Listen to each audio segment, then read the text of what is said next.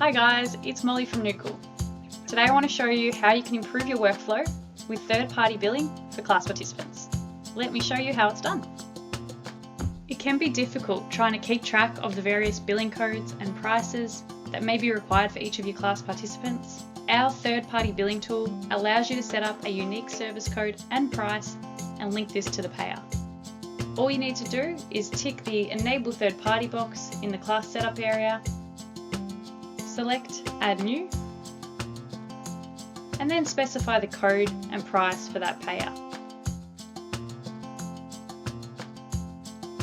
Then, when you are booking the client into the class, you can select the appropriate option.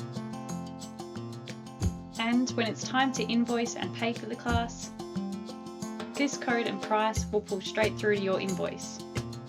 Our third-party billing tool removes the stress and time required to keep track of the various codes and prices and allows you to focus on providing high-quality classes for your clients. Thanks for watching. If you found this video helpful, make sure you press the like button. This helps us to know what topics you want to see more of.